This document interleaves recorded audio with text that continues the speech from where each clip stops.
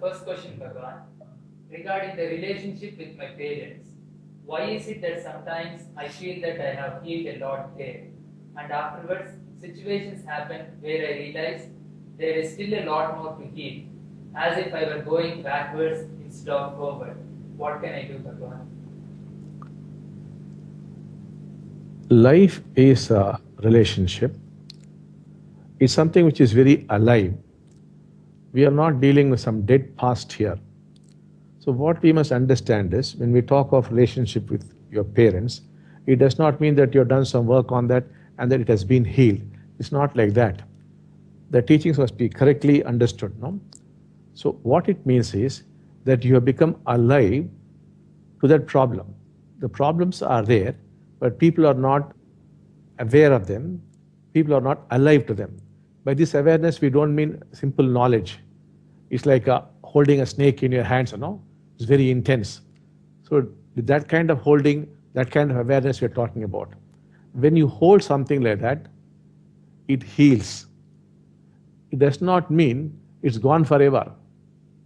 It could very well come back if you lose your level of awareness. So the more you are in your level of awareness, healing is in place. It's all right. But the moment you slip from your awareness, it comes back. It's not that there has been a disease and that you are healed and that you are free. It is not like that. It's a living thing. Relationship is a living thing. Life is a living thing. And life is relationship. No relationship, no life.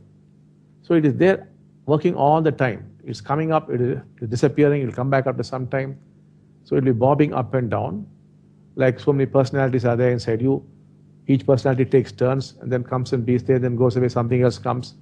So you should give away the concept of saying, I am healed. No, it's not like that. You have to be intensely aware. Even if you are awakened, if at some point of time you lose your awareness, it will come back. The only thing is, the awakened person would quickly get back.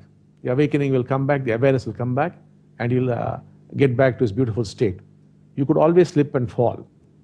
Similarly here, you should not assume that all is healed. No. Maybe the charge is reduced a bit, that's all. It would come bouncing back if you're not aware. So you must learn to spend more of your time in greater and greater awareness. Maybe initially it could be for a few minutes, then for a few hours, then for a few days at a stretch. It goes on like that. And then it's almost permanent. It's almost permanent. It's almost permanent. Whatever be the problem, it's not going to trouble you at all. Problems would be there, but they do not trouble you when there's awareness.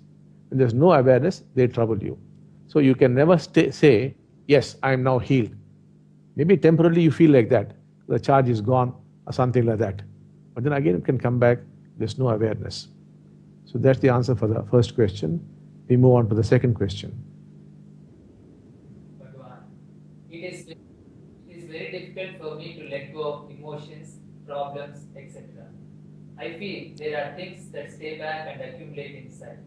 Although, since I took my first course in India, I have become more conscious about my feelings and I allow myself to feel more. I cannot experience things completely and then I go into frustration. What can I do, Bhagavan? See, that's exactly. It is very difficult for me to let go of emotions, problems, etc. I feel there are things that stay back and accumulate inside. Yeah, stop there. So, we have never told you to let go of your emotions, problems, or stop accumulating. Never at all. That is not the teaching. All that we are telling is, please realize it is the one mind, it is the ancient mind. That is how it was for millions of years, and that is how it would be unless and until the human brain changes. It has always been so. The other thing is, it's not your mind or my mind or his mind. It's the one human mind. So what we expect you to realize or understand is that it cannot be changed. That it's impossible to change whatever is there. The impossibility of change must strike you like a ton of bricks. That's what we are talking about. We are not asking you to change things at all.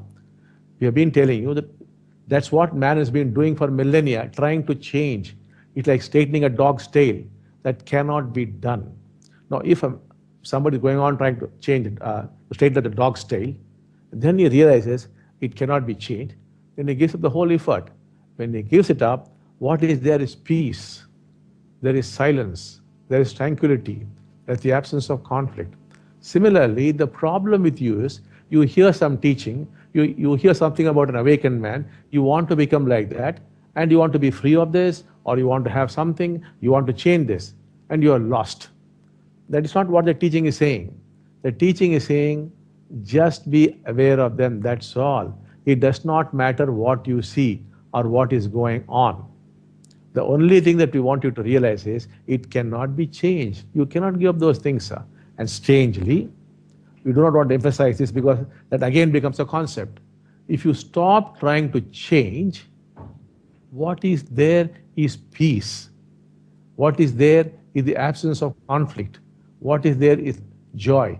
But if you try to say, I'll be free of conflict, I'll have peace, I'll have joy, you will never have it till doomsday.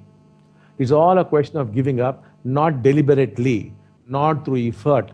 That is why we are saying effortless effort. If you try giving up and then giving up and then give up, it is false. It's just tricking you. The mind is tricking you. It must drop like a dry leaf. The dry leaf automatically falls down. Similarly, all that we want you to see is that it's impossible to change. It is your effort to change which is the problem. A problem does not exist by itself. It is your problem that you want to change that. You want it to be different. You are saying that is right, this is wrong, it should be this, it should be that. That effort is the problem. Saying it is wrong, that is a problem. Saying it is right, that is a problem. Saying I will change it, that is a problem. When you say I must change jealousy, that only is jealousy. If there's no such effort, there's no jealousy also. Because there's no somebody who is having jealousy. You are equal to jealousy. What is there is jealousy only.